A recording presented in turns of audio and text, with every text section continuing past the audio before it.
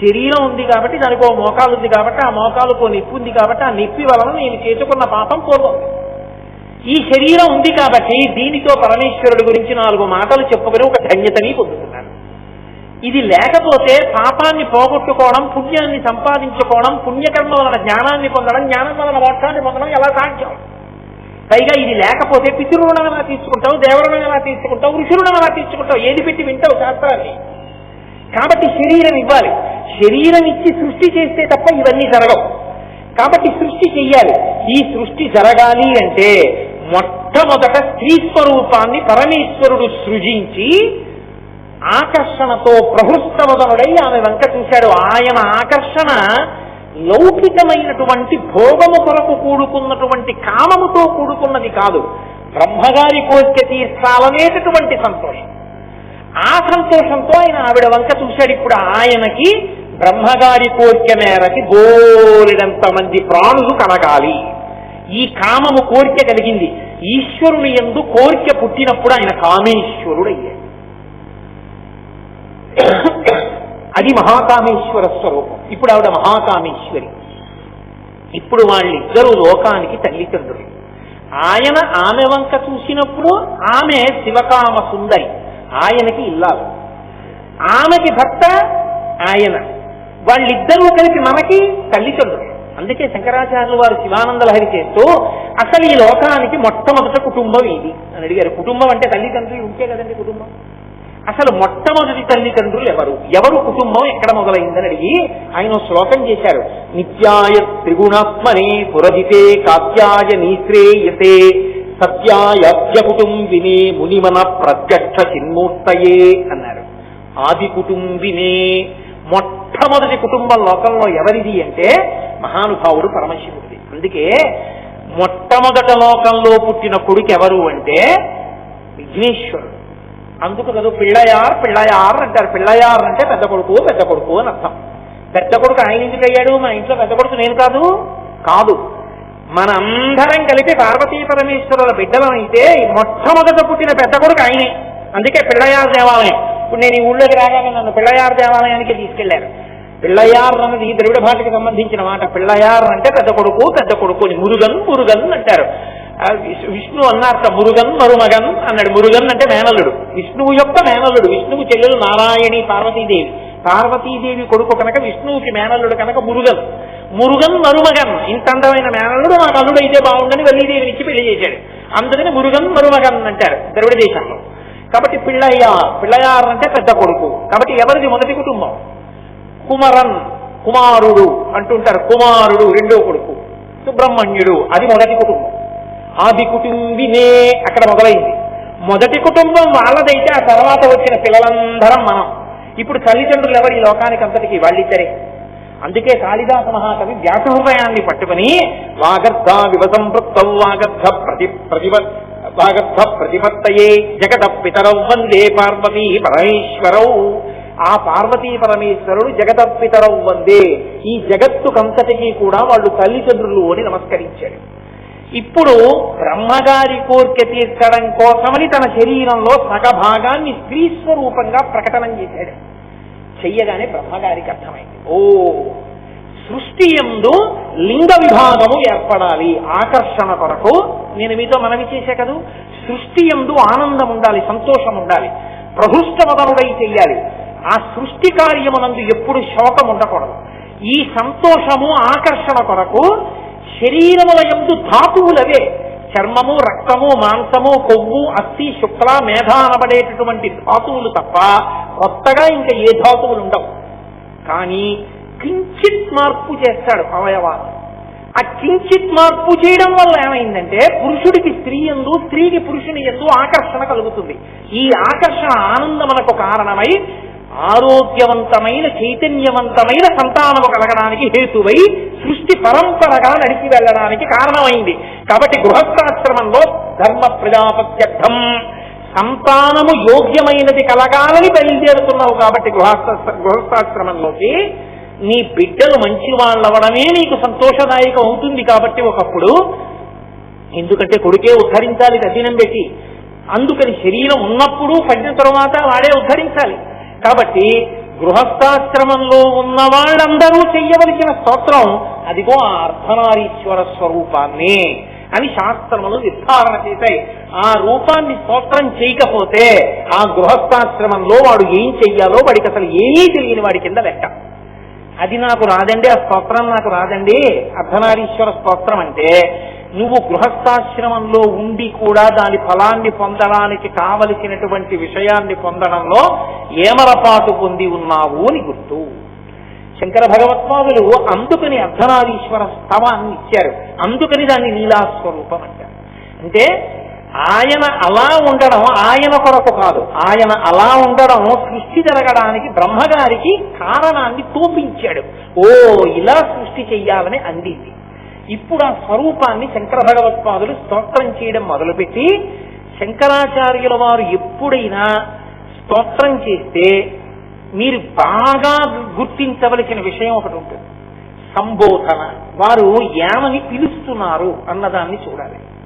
ఎందుచేత అంటే శంకరాచార్య స్వామి వారి చేత రచింపబడినటువంటి స్తోత్రములు కానీ వాంగ్మయం కానీ ఎంత గొప్పగా ఉంటాయని చెప్తారంటే పెద్దలు ఒక మాట అంటారు, పరమ పొదుపరి అయినటువంటి ఇల్లాలు ఇంట్లో భర్త తెచ్చిన పదార్థాన్ని ఎంత జాగ్రత్తగా వాడుతుందో అంత జాగ్రత్తగా అక్షరాల్ని శంకరాచార్యుల వారు వాడుకుంటారు. మీరు శంకరాచార్యుల వారి శ్లోకాల మొత్తం మీద ఏ ఒక శ్లోకంలో ఈ అక్షరాన్ని తీసి ఈ అక్షరం బదులు ఈ అక్షరం పెడితే ఇంకా బాగా అర్థం వస్తుందని మీరు చెప్పలేరు. ఏ వృత్తాన్ని తీసుకుని ఏ అక్షరములను పేరిస్తే దానికి సరి అయిన అర్థం వస్తుందో అలాగే రచన చేస్తారు. ఎలా పిలిస్తే ఆ స్తోత్రం యొక్క వైభవం ప్రకాశిస్తుందో ఆ పేరుతోనే పిలుస్తారు. అందుకే మీరు చూడండి, సౌందర్య లహరిలో అమ్మవారికి 1000 నామములు, 1000 ఎన్నో నామములు ఉన్నారు.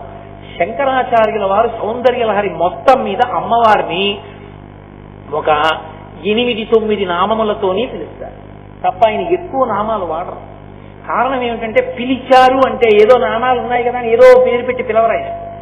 అర్ధనారీశ్వర స్తోత్రం అంతా కూడా నా నమస్కారం ఎవరికి అన్న చోట ప్రతి శ్లోకానికి 4వ పాదాన్ని మకుటంగా తీసుకుని అస్తమానం ఆయన ఏమన్నారంటే ప్రతి 4వ పాదంలోనూ కూడా నమశివాయై చ నమశివాయ, అదే ఆ స్తోత్రంలో నమశివాయై చ నమశివాయ. శివా అంటే అమ్మవారు, శివ అంటే శివుడు. వాళ్ళిద్దరూ ఎంత ఒదిగిపోయారంటే, ఎంత అన్యోన్యత అంటే వాళ్ళ దాంపత్యంలో ఒదిగిపోవడం కాదు, వాళ్ళ పేర్లు కూడా అంత ఒదిగిపోతాయి. అర్ధనారీశ్వర స్థలం అన్యోన్యత గురించి చెప్పినప్పుడు అమ్మవారి పేరు ఏ విశాలాక్షో చెప్పి పరమేశ్వరుడి పేరు త్రయంబకుడో చెప్పారనుకోండి, 2 పేర్లు ఎలా కలుస్తాయి? కలవు. త్రయంబకుడు ఆయన పేరు, విశాలాక్షి ఆవిడ పేరే అయి ఉండొచ్చు, కానీ పేర్లు ఒదిగిపోయాయా? ఒదగవు. కానీ నమశివాయై చ నమశివాయ, ఓ శివ నీకు నమస్కారం, ఓ శివా నీకు నమస్కారం. శివా అంటే పార్వతీదేవి, అమ్మా అయ్యా మీకు నమస్కారం. ఇది చెప్పడానికి ఆయన 2 ఒకేలా ధ్వనించేటటువంటి శబ్దములను తీసుకున్నారు. అంటే పేర్లలో కూడా అంత ఒదిగిపోయినటువంటి అన్యోన్యత వారిది. అందుకే అన్యోన్యత అన్న మాటకు వచ్చేటప్పటికీ పరిణతి కలిగిన వాడు ఎప్పుడైనా దంపతుల మధ్యలోంచి వెళ్ళకు అంటే అర్థం ఏంటో తెలుసా? ఒకసారి పెళ్ళైపోయి వచ్చి మీకు నమస్కారం పెట్టారనుకోండి, ఏంటంటే అటువంటి ఆయనకి ఈ అమ్మాయి ఏంటండి అని కానీ, ఇంత అందగత్తి అతనించండి అని కానీ అనకూడదు. దంపతుల గురించి మాట్లాడితే ఎప్పుడూ ఏం చెప్పాలంటే ఉండరులు ఒకరికొకరు తగినవారు అన్నారు. అందుకే శంకరాచార్యులు వారు శివానంద లహరి చేస్తే కళాభ్యాం చూడాలంకృత చితి కళాభ్యాం నిజ తపఫలాభ్యాం, ఎవరికన్నా ఎవరెక్కువ అనలేదే, ఒకరి తపస్సుకు ఒకరు ఫలమైన వారు అంటే. ఆయన తపస్సు అండి ఆవిడ భార్య అయింది, ఆవిడ తపస్సు అండి ఆయన భర్త అయ్యాడు, ఎవరి తపస్సు ఎక్కువ అది చెప్పడం కష్టం అంతే. దంపతులు అంటే నువ్వు మధ్యలోకి వెళ్ళకూడదు, నువ్వు తీర్పు చెప్పకూడదు, ఎవరికన్నా ఎవరు గొప్పవాళ్ళు, ఇద్దరూ సమానమే. అందుకే తగులంగట్టిన బ్రహ్మ నిర్పరి కదా దత్వాహ తారాతి అయ్యట్టు పోతన గారు కూడా మహానుభావుడు రుక్మిణి కృష్ణుల యొక్క దాంపత్యం గురించి చెప్పవలసి వస్తే ఇద్దరూ ఒకరికొకరు తగినవారు అన్నారు తప్ప ఆయనకన్నా ఆవిడెక్కువ ఆవిడకన్నా ఆయన ఎక్కువ అని ఎక్కడ ప్రయోగం చేయలేదు. నమశివాయై చ నమశివాయ వాళ్ళిద్దరూ పేర్లలో కూడా అంత ఒదిగిన వారు. అది బాగుందండి. వారు ఒదిగిపోయారు. వారు ఒదిగిపోతే అలా నమస్కారం చేస్తే మనకేమిటి వస్తుంది? వాళ్ళిద్దరూ శివ శివ. దానికి అర్థం ఏమిటో తెలుసా? మంగళం, భద్రం, శుభం, శోభనం, శాంతి, క్షేమం, యోగం, కళ్యాణం, ఇవన్నీ శివ అన్న మాటకి అర్థాలు. అమరకోశం చూడండి ఎన్ని అర్థాలు చెప్పిందో, ఎన్ని అర్థాలు చెప్తుందో శివనామానికి. అందుకే శివ అన్న ఒక్క మాట ఉన్నదే అది సర్వమంగళములకు కారణమయ్యింది. కవి పుష్పంబగు అగ్ని మంచగు ఆకూపారం భూమిస్థలంబగు శత్రుండతిమిత్రుడవు విషము దివ్యాహారమౌనెన్నగా అవనీమండలి లోపలం శివ శిభిచ్చాభాషణల్లాసకిన్ శివ నీ నామము సర్వదస్యకరమవు శ్రీకాళహస్తీశ్వర అంటాడు దుర్జటి. ఆ శివనామం అంత గొప్పది. ఆ శివ అన్నాడనుకోండి, మంగళములు, శోభనములు, భద్రం, క్షేమం, యోగం అన్నీ కలుగుతాయి. శివనామము ఇవ్వలేనిది లోకంలో లేదు. అంత గొప్ప నామము శివనామము. అటువంటి శివనామమును శివ శివా అన్నారనుకోండి, ఇద్దరినీ కలిపి చెప్తే అన్ని సుఖములకు ఆలంబనం ఎక్కడుందంటే దంపతుల మధ్య అన్యోన్యతలో ఉంది ఆ సంతోషం. ఏమున్నాయని కాదు, ఏమి లేవని కాదు. విశ్వనాథ సత్యనారాయణ గారి 1000 పడగల్లో ఒక మరచెంబు రడ్డు పెట్టి దాంపత్యాన్ని చూపించారు. ఇంట్లో ఏముంది ఏమి లేదు అని కాదు, ఆ వంతుల మధ్య అన్యోన్యత ప్రేమ ఉంటే ఆ తృప్తి అలా ఉంటుంది. ఆ తృప్తి ఉన్న చోట సమస్త ఐశ్వర్యం ఉంది. ఎన్ని ఉన్నా ఒక్కటి లేకపోతే వాళ్ళంత దరిద్రుడు లేడు. శంకర భగవత్పాదులు కౌపీన పంచకం చేశారు. కౌపీనవంత కలు భాగ్యవంత అన్నారు. గోచి పెట్టుకున్న వాడి కన్నా గొప్పవాడు ఎవరన్నారు? సన్యాసి గురించి మాట్లాడుతారు. కాబట్టి తృప్తి ప్రధానం. నాకేమి ఇవ్వలేదండి, దేవుళ్ళంటి భర్తనిచ్చారు. ఏసీలు, కార్లు ఇవి పెద్ద విశేషమా? దొరకద్దు అలాంటి మహానుభావుడు. అటువంటి మహానుభావుడికి ఇల్లాలినయ్యాను, నాకు ఇంతకన్నా ఏం కావాలంటే ఆవిడ ఎందనుకోండి, ఆవిడ్ని మించిన ఐశ్వర్యవంతురాలు లేదు. ఏం కావాలండి నాకు?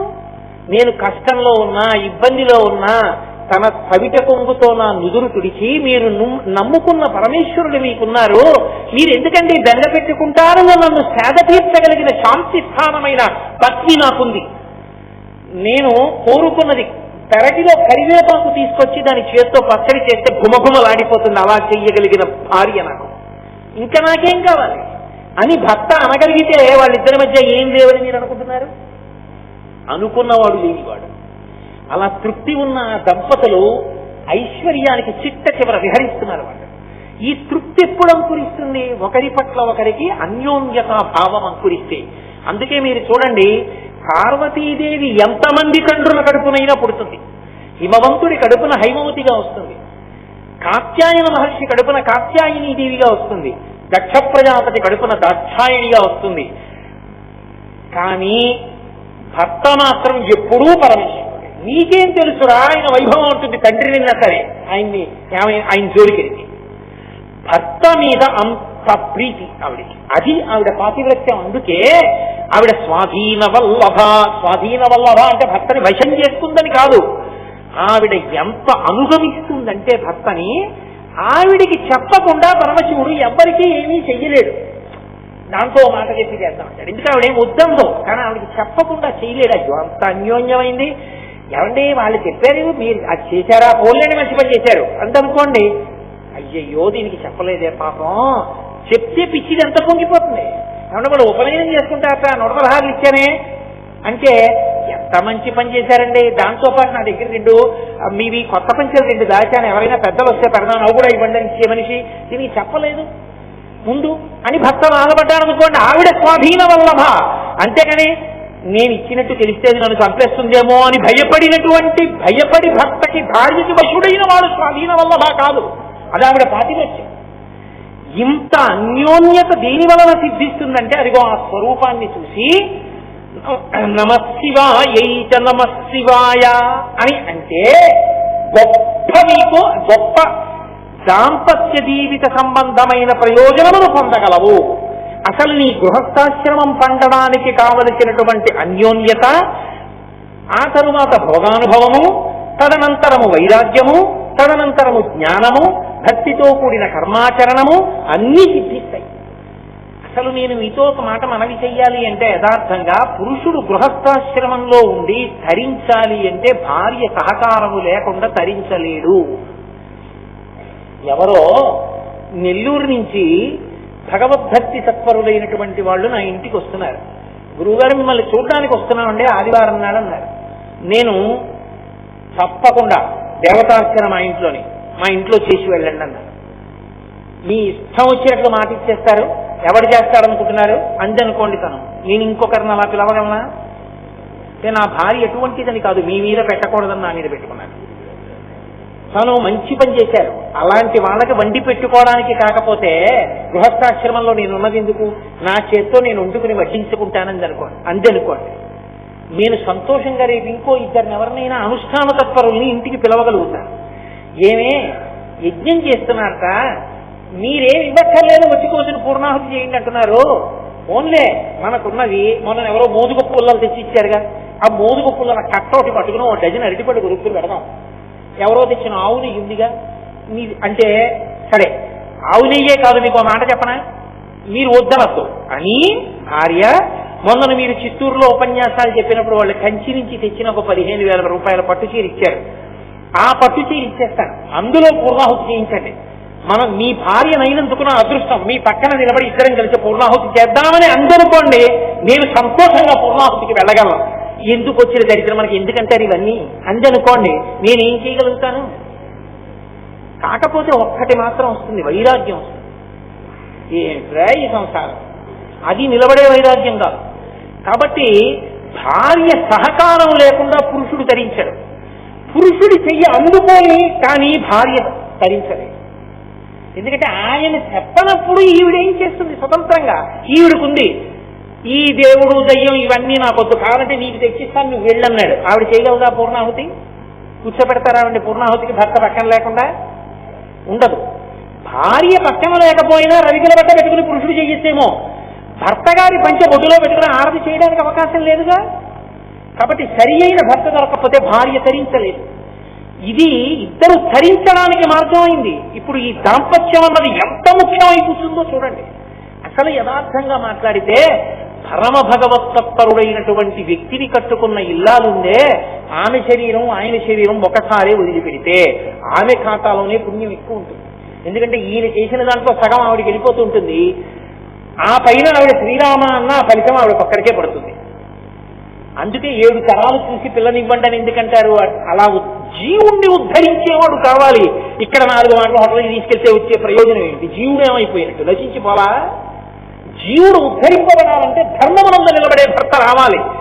అలా అమ్మా మీ ఇద్దరు లోకములకు ఆదర్శ దంపతులై ఎన్నో అందించారు. తల్లి మేము కూడా అలా పండాలి. ఆ పండగలిగిన త్యాగభావన మాకు కలగాలి. నమశివాయైత నమశివాయ. అందుకని శంకర భగవత్పాదులు దాన్ని బహుటంగా తీసుకున్నారు. శంకరుల వాంగ్మయం అంటే అలా ఉంటుంది, శంకరుల కవిత్వం అంటే అలా ఉంటుంది. ఒక్క మకుటాన్ని ఆయన తీసుకుంటే, ఒక సంబోధన ఆయన తీసుకుంటే అంత గాంభీర్యం. ఇక నేను నమశివాయైత నమశివాయ అంటే దాన్ని ఒక్కదాన్నే పట్టుకుంటే ఉపన్యాసం పూర్తి చేయలేను కనుక కనీసం ఒక్క శ్లోకమైనా చెప్దాం అనుకున్నాను. అలా చెప్పగలిగేటటువంటి అవకాశం కనపట్టలేదు. కనీసం నేను ప్రారంభంలో ఉన్నటువంటి మొదటి పాదాన్నైనా అనే ప్రయత్నం చేస్తాను. అందులో ఆయన అంటారు, తల్లి అమ్మవారి యొక్క అయ్యవారి యొక్క స్వరూపాన్ని లోపల ధ్యానంలో చూశారాయన. మనం ధ్యానంలో చూడలేకపోయినా పైన చూసినా చాలు. ఆయన అన్నారు, చాంపేయ గౌరార్థ శరీరకాయై, ప్రారంభం చేస్తూ కర్పూర గౌరార్థ శరీరకాయ బ్రహ్మిల్లకాయై చ జటాధరాయ నమశివాయై చ నమశివాయ. వాళ్ళిద్దరి రూపాన్ని చూస్తూ శంకర భగవత్పాదులు అంటున్నారు, చాంపేయ గౌరార్థ శరీరకాయై. చంపకము అంటే సంపంగి పువ్వు. సంపంగి పువ్వు ఏ రంగులో ఉంటుందో అటువంటి రంగుతో ఉన్నవో అమ్మా. కర్పూర గౌరార్థ శరీరకాయ, కర్పూరం ఎలా ఉంటుందో అంత తెల్లని శరీరము కలిగినటువంటి ఓ పరమశివ. బ్రహ్మిల్లకాయైచ, చక్కటి కొప్పు వేసుకున్నటువంటి ఓ అమ్మ. జటాధరాయ, జటలను జటాజూటంగా కట్టుకుని ధరించి ఉన్నటువంటి ఓ పరమశివ. నమశివాయైచ నమశివాయ. ఒకటై రెండుగా కనపడుతున్న మీ ఇద్దరికి శివ శివ స్వరూపమునకు నా నమస్కారం. ఇందులో మీరు ఒక గమ్మత్తు చూడండి. ఈ శ్లోకాన్ని చూసినప్పుడు ఇద్దరిగా ఒక్కరిని చూపిస్తూ నమస్కరిస్తున్నారు. ఆ ఒక్కరే రెండుగా కనపడుతున్నారు. దంపతులలో ఉండే లక్షణం ఏంటంటే రెండు శరీరములుగా నడయాడతారు, కానీ మరొక్కరే అయి ఉంటారు.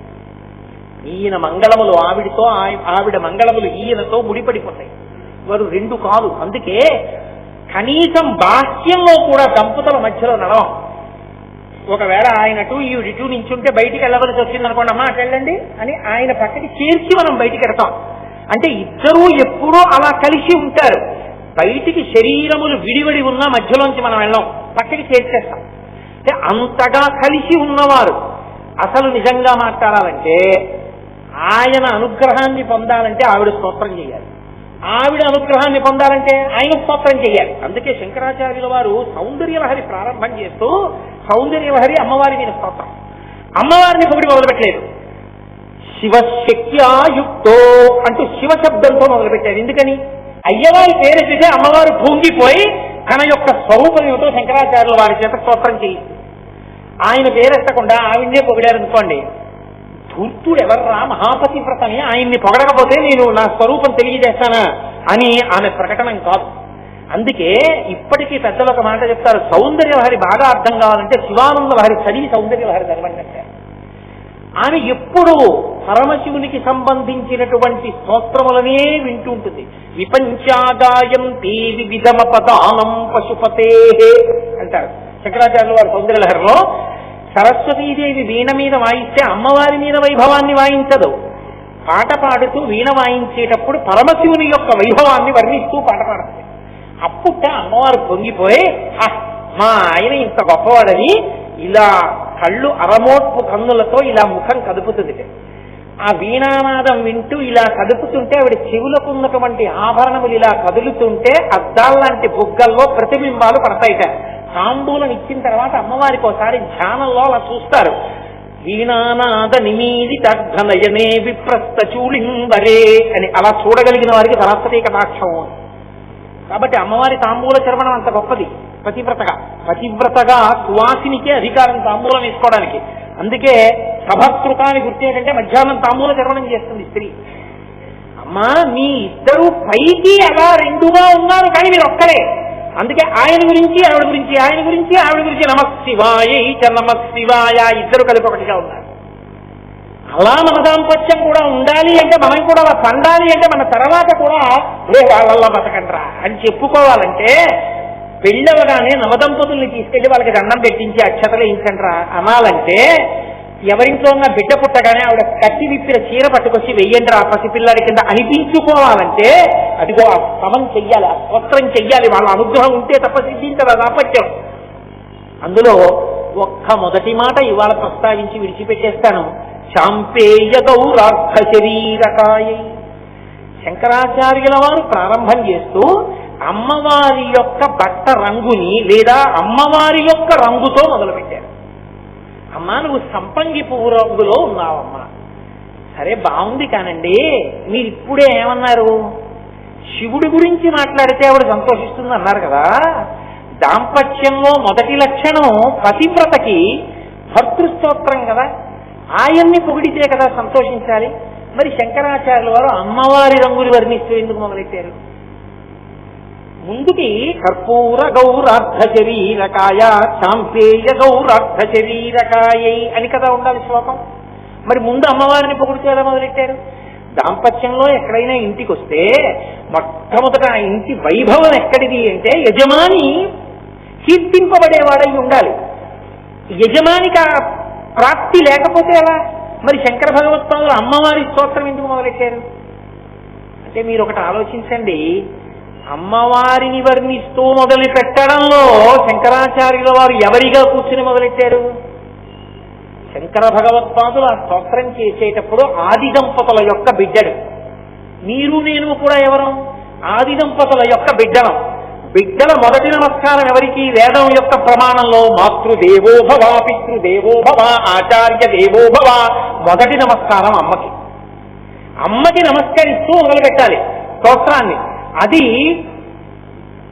ప్రమాణం తెలుసున్నటువంటి వాడు స్తోత్రం చేసేటప్పుడు తల్లికి మొదటి వందనాన్ని సమర్పణం చెయ్యాలి.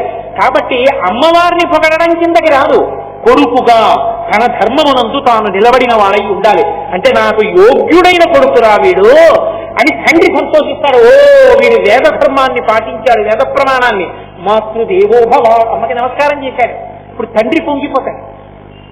అందుకని కొడుకుగా స్తోత్రం కనుక శంకరాచార్యుల వారు ప్రారంభం చేసేటప్పుడు ఆ స్తోత్రాన్ని చాంపేయ గౌరర్థ శరీరకాయే కాదు. ఇంకొక పెద్ద రహస్యం ఉంది. పరమశివుడు తెల్లటి రంగుతో ఉంటాడు, అమ్మవారు పసుపు ఎరుపు తెలుపులతో కూడినటువంటి రంగుతో ఉంటుంది. ఈ రంగుకి ఈ తెలుపు రంగు రెండూ కలిపి పక్కన పెట్టారనుకోండి, ఓ పెద్ద ఉపద్రవం ఒకటి వస్తుంది. ఏమిటంటే ఉపద్రవం అంటారేమో. ఈ తెలుపుని ఈ రంగు కప్పేస్తుంది. తెలుపు ఏముందండి, కప్పబడుతుంది. తెలుపు తెల్లటి స్ఫటికలింగం దగ్గరికి వచ్చి ఎర్రటి మందార పువ్వు పెట్టారనుకోండి, స్ఫటికలింగం ఎర్రగా అవుతుంది. అది స్ఫటికలింగం అయినా ఎర్రగా కనపడుతుంది. ఎందుకంటే దానికి ఆ లక్షణం ఉంటుంది. ఇంకొక రంగు వచ్చి చేరిందో తెల్లనిది రంగులా కనపడుతుంది. కాబట్టి ఇలా చూసేటప్పటికీ అర్ధనారీశ్వర స్వరూపాన్ని తెల్లని శివుని రూపం ముందు కంటికి కనపడడం కన్నా పసుపు ఎరుపు తెలుపు రంగులలో ఉన్న అమ్మవారి రూపం ముందు కనపడుతుంది. శంకరాచార్యులు వారు సంగతి చేస్తూ ఈ రంగులు ఎలా కప్పుతాయన్న దానికి అద్భుతమైన మాట చెప్పారు. పరిపర తృప్తేన మనస అన్నారు. అమ్మా, నీకు శంకరుడు సగం శరీరం కదా ఇచ్చాడు, ఆయన సగం ఇస్తే మిగిలిన శరీరం నువ్వు దొంగిలించావేమో అనుకుంటున్నానమ్మా.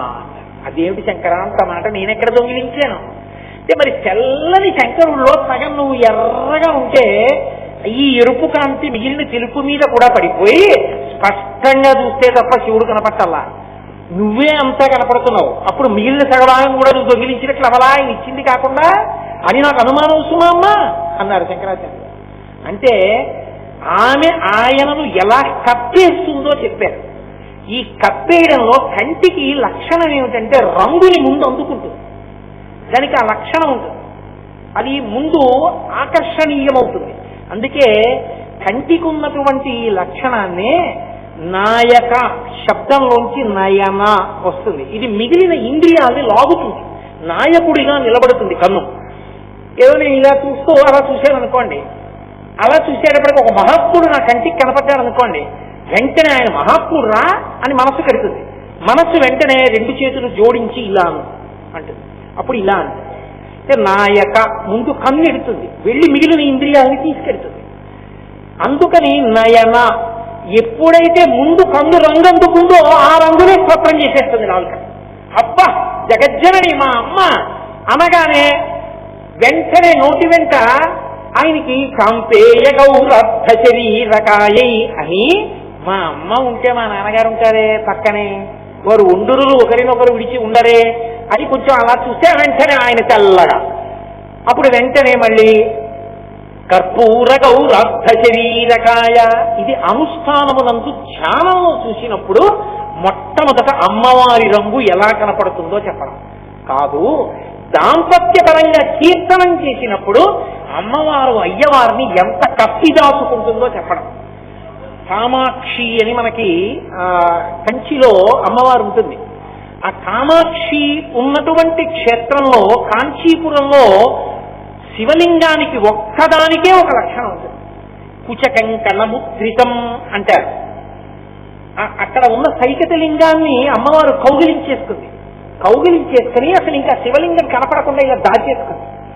ఎంత గట్టిగా కౌగిలించేసుకుందంటే ఆవిడ కంకణములు, చేతికి ఉన్నటువంటి కంకణములు వెళ్లి ఇసుకలింగం మీద ముద్రపడిపోయి, ఆవిడ స్తనములకు ఉన్నటువంటి కుచములు వెళ్లి ముద్రపడిపోయి, అంత గట్టిగా కౌగిలించేసుకుని దాచేసింది శివలింగాన్ని. ఎందుకు దాచేసింది అంటే పరమశివుడే ఆవిడ భక్తిని పరీక్షించడానికి.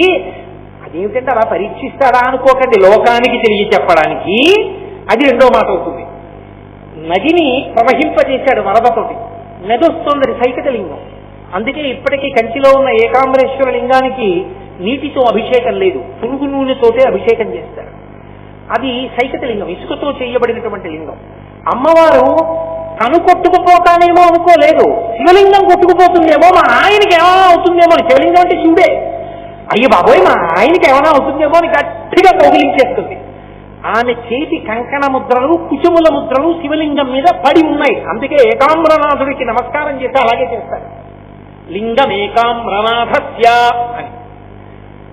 ఆమె పరమశివుణ్ణి అలా కప్పి దాచేసుకుంటుంది. అంటే ఇది ఎలా ఉంటుంది అంటే, మీరు ఇక్కడ కాదు కానీ అటు మన గోకర్ణ క్షేత్రం నుంచి ప్రత్యేకంగా ఉడిపి క్షేత్రం వైపుకి మూకాంబిక అటు వైపు వస్తున్నప్పుడు ఆ పక్కన చెట్లు ఉంటాయి, పెద్ద పెద్ద చెట్లు.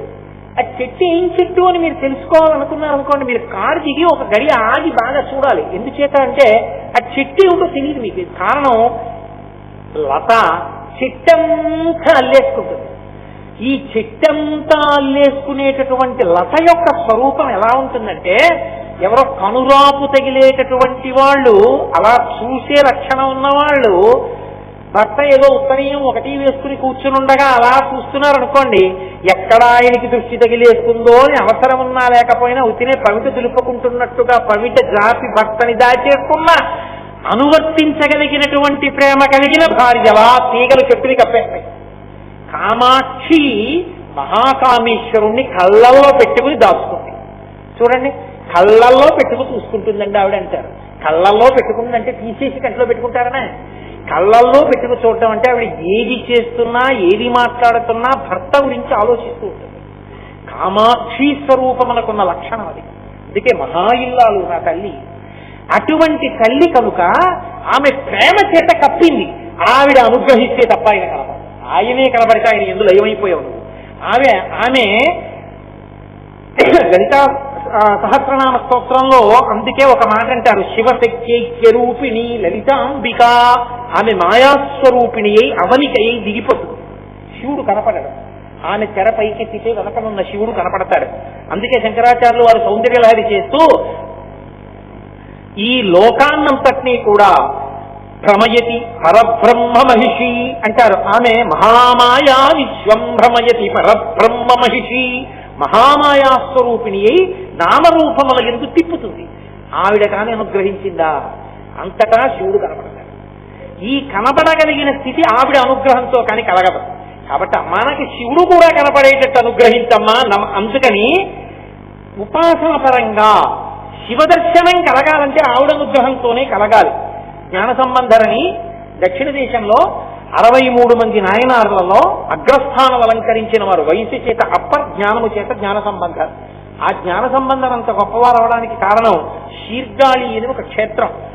అక్కడ మంటపంలో కూర్చున్నాడు తండ్రి గారు. సంధ్యావందనానికి వేళ అయింది. ఆ కోనేట్లో ములిగి ఆయన స్నానం చేసి అర్ఘ్యం ఇవ్వడం కోసమని కొడుకుని అక్కడ కూర్చోబెట్టి పెడుతుంటే కొడుకు ఏడిచాడు, నానా నానా నానా అని. వీడు గబగబా మెట్లు దిగి వచ్చేస్తాడేమో పడిపోతాడని చెప్పి తండ్రి అన్నాడు, ఒరే భయపడకరా, ఎవరు భయపడినా ఈ లోకంలో రక్షించే తల్లిదండ్రులు యథార్థమునకు వాళ్ళు అని గోడ చూపించాడు.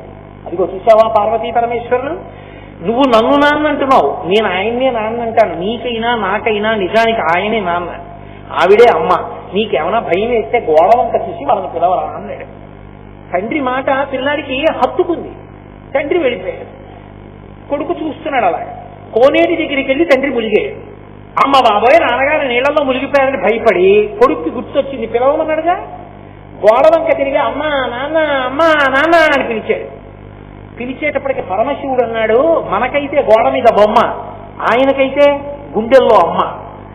శివుడు అన్నాడు, పిలుస్తున్నాడు అమ్మా నాన్న అమ్మా నాన్న అని, చూస్తానే ఎక్కువ నది వాహనం పెడదాం అన్నాడు. చెంగునెక్కి కూర్చున్నాడు. గబగబా వచ్చాడు మంటపంలోకి. అక్కడ వదిలేసి నందిని పైకొచ్చి గబగబా ఒళ్ళో కూర్చోబెట్టుకున్నాడు. నాన్న నాన్న నాన్న నాన్న అంటున్నాడు వాడు. ఆయన అన్నాడు, వీడు ఏడుస్తున్నాడు పార్వతి, పిల్లలు ఏడిస్తే ఏం చేస్తారు తల్లులు, పాలిస్తారు, పాలి వాడిని ఓదార్చు అన్నాడు. ఏమిటో తేలిగ్గా చెప్పేస్తున్నారు, నా స్థనమును కాని తాగాడో మీరు తెలిసిపోతారు.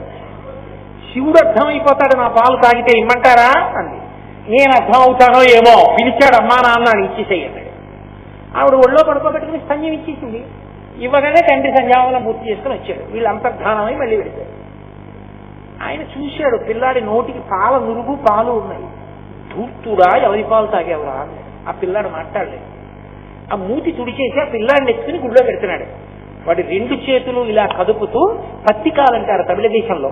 వాడు పరమశివుడి మీద స్తోత్రాలు పత్తికాలు పాడటం మొదలుపెట్టాడు. ఆ చిన్ని పిల్లవాని యొక్క చేతులు కందిపోతాయేమో అని పార్వతీ పరమేశ్వరులు పైనుంచి కాలాలు కిందకి విడిచిపెట్టారు. ఆ కాలాలు వాయిస్తూ ఉన్నంత కాలం జ్ఞాన సంబంధాలు అవి వాయిస్తూనే పసికాలు పాడేవారు. అమ్మవారి కన్యమును తాగినంత మాత్రం చేత ఇదే సౌందర్యాల్లో ద్రవిడ శిశువు అంటారు శంకరాచార్యులు వారు. జ్ఞాన సంబంధ శివ దర్శనాన్ని పొందగలిగారు. అమ్మ అనుగ్రహంతో అయ్యే దర్శనం అవుతారు. ఆవిడ అనుగ్రహించాలి. మహామాయా స్వరూపిణి అయిన తల్లి ఉద్ధరిస్తే శివుడు అర్థం అవుతాడు, సత్యం తెలుస్తుంది. జగత్తు నుండి జగదీశ్వరుడు తెలుస్తాడు. విశ్వములో విశ్వనాథుడు అర్థం అవుతాడు. విశ్వమునందు విష్ణు అర్థం అవుతాడు. దానికి ఆమె కారకం కావాలి, ఆవిడ అనుగ్రహం ఉండాలి. అందుకనమ్మా మొదటి నమస్కారం. కాబట్టి చాంపేయ గౌరర్థ శరీరకాయై కాదు, చాలా బలమైన కారణం ఒకటి. ఆవిడ పాతివ్రత్యం ఎటువంటిదో శంకర భగవత్పాదులు ఆవిష్కరిస్తున్నారు. ఈ ఒక్క కారణం చెప్పి నేను ఇవాళ ప్రవచనాన్ని పూర్తి చేస్తాను. చంపాదేశమునందు పుట్టినటువంటి చెట్టు కనుక, ఆ చెట్టుకు పూసిన పువ్వు కనుక సంపంగి పువ్వుకి చాంపేయ కుసుమము అని పేరు. అది మొదట చంపాదేశంలో పుట్టింది కాదు. చాంపేయ అన్న మాటకు అర్థం ఏంటంటే తుమ్మెదల చేత ఆవరింపబడి ఉంటుంది. మనకి సంపంగి పూలలో 2 రకాలు ఉంటాయి. ఆకుపచ్చ సంపంగి అని ఉంటుంది. ఇది రెక్కలు ఇలా విచ్చుకుని ఉంటుంది, మంచి సువాసనాభరితంగా ఉంటుంది. కానీ దాని మీద తుమ్మెద వాలదు. కారణం ఏమిటంటే దానికి తేనె ఉండదు, అందుకని తుమ్మెద రాదు. ఏ పువ్వు మీదైనా తుమ్మెద వాలకపోతే ఆ పువ్వుకి అమర్యాద శాస్త్రం. కాబట్టి ఆకుపచ్చ సంపంగి ప్రీతి అని కానీ ఆకుపచ్చ సంపంగితో అమ్మవారిని పోల్చడం కానీ ఎప్పుడు చెయ్యరు. రెండవది సింహాచలం సంపంగి అంటారు. సింహాచలం సంపంగి పసుపు, ఎరుపు, తెలుపు 3 కలిసిన రంగుతో ఉంటుంది, మంచి సువాసనాభరితంగా ఉంటుంది. మీరు ఎప్పుడైనా అలా చేశారో లేదో నాకు తెలియదు, కానీ అసలు ఆ సంపంగి పూలతో పూజ చేసి తలుపేసి మరునాడు తలుపు తీసినప్పుడు పూజా మందిరం ఉంటుంది. అవి తమలో ఉన్న సర్వస్వాన్ని పరమేశ్వరుడికి అర్పణం చేశాయా అనిపిస్తుంది. ముచికలు, పువ్వు రేకులు విడిపోయి రెక్కలన్నీ ఇలా పడిపోయి దానిలో ఉన్న పుప్పుడి కూడా ఏదో అక్కడ రజన కింద పడిపోతుంది పూజా మందిరంలో. అది ఇక తనకి అని ఏమీ మించుకోదు. పరమశివుని మ్రోల తాను విడిపోయి ఆయనలో ఐక్యం అయిపోయిందేమో, దీనిలా నేను బతకగలనా అనిపిస్తుంది సంపంగి పువ్వు పూజ చేసి.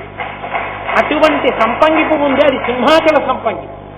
అమ్మవారిని చెప్పేటప్పుడు శంకరాచార్యులు వారు అదిగో ఆ పువ్వుతో చెప్తున్నారు. చాంపేయ గౌరర్థ శరీరకాయై. ఎందుకు వచ్చింది ఆవిడికి ఆ రంగు? అసలు ఆమె హిమవంతునికి కుమార్తెగా జన్మించినప్పుడు నల్లని పిల్లగా పుట్టింది. నల్ల పిల్లగా పుట్టింది కాబట్టే కాళీ అని పిలిచాడు హిమవంతుడు. ఆయన పెట్టుకున్న పేరు కాళీ.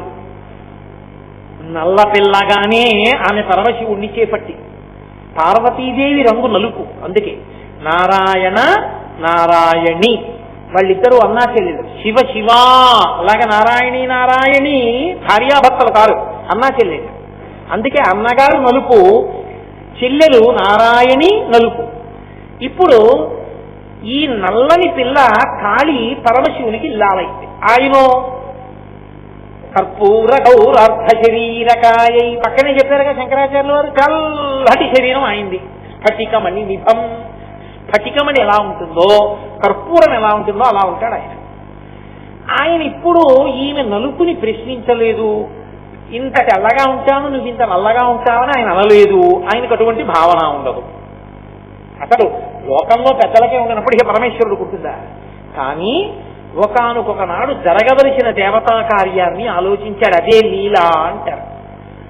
ఆలోచించి అమ్మవారిని ప్రేరేపిస్తే తప్పది జరగదు. అందుకని ఆయన ఏం చేశాడు, పక్కన కూర్చున్న పార్వతీదేవి వంక ఒకసారి ఇలా చూశాడు, తన వంక ఒకసారి ఇలా చూసుకుని ఆవిడ ఓ ఆయన రంగు నా రంగు చూస్తున్నారు అని అర్థమయ్యేటట్టుగా చూసి ఓ చిన్న నవ్వు నవ్వి కాళీ అని. వెంటనే ఆవిడికి ఎక్కడ లేని కోపం వచ్చింది. కోపం వస్తుందా అండి అంటే అలా వస్తేనే అందం. దంపతుల మధ్య ఎప్పుడూ కోపం రాలేదనుకోండి, ఆ దాంపత్యంలో ఏదో దోషం ఉందని గుర్తు. దంపతులు అన్న తర్వాత ఎక్కడో చిన్న అలక రావాలి, ఎవరి ముందు మాట్లాడుకోవాలనుకోవాలి, కొంచెం కోపం నటించాలి, ఆ తర్వాత కలుసుకోవాలి, అదో మాధుర్యం. అది ఆది దంపతుల మధ్య కూడా ఉంటుంది. శంకరులంతటి వారు సౌందర్యలహరిలో దీన్ని వర్ణించారు. వృథా కృత్వా గోత్ర స్థలన మధవై రక్షసవితం అన్న శ్లోకంలో. ఇప్పుడు మళ్ళీ ఆ శ్లోకం అన్ని చెప్తే ఎక్కడ అవుతుంది? కాబట్టి వాళ్ళ మధ్య చిన్న అలక అన్నది ఉంటుంది. కానీ మన అలకలు ఎందుకు పనికి వస్తాయంటే ఇదిగో ఇలా గొడవలు పడ్డానికి పనికి వస్తాయి. కానీ వాళ్ళ అలకలు ఎందుకు పనికి వస్తాయంటే లోక కళ్యాణములకు పనికి వస్తాయంటే లీలగా అలక వాళ్ళు, అంతేకాని హేయమైన అలక కాదు. కానీ దాంపత్యపరంగా శ్లాఘనీయమని ఆవిడ వంక చూసి ఖాళీ అన్నాడు శివుడు. వెంటనే ఆవిడకి అర్థమైంది, ఓహో స్వామి మీరు తెల్లగా ఉంటారు, నేను నల్లగా ఉంటాను అంటే ఒక్క విషయంలో నేను మీకు తగినదానను కానన్న భావన మీ మనసులో ఉందన్నమాట. మీరు బయట పెట్టలేదు. బయట పెట్టకుండా నా పట్ల మీరు ఎంతో సంతోషంగా ఉన్నట్లుగా నటించిన మహానటుడు మీరు. సంధ్యానృత్యం కాదు, నాతోనే నటించారు ఇన్నాళ్ళు. కాబట్టి నేను కూడా మీ మనసు పొంగిపోయే రంగు పొందుతాను, ఈ నలుపు రంగు వదిలేస్తాను అని ఆవిడ వెళ్ళి తపస్సు మొదలెట్టి. తపస్సు మొదలెడితే అయోమయానికి గురైన వాడు ఎవరంటే బ్రహ్మగారు. ఆయన వచ్చాడు. ఎందుకు అయోమయం వచ్చిందంటే ఆయన వచ్చి అన్నాడు, అమ్మా నీ తపస్సు ఎందుకో నాకు అర్థం కాలేదు.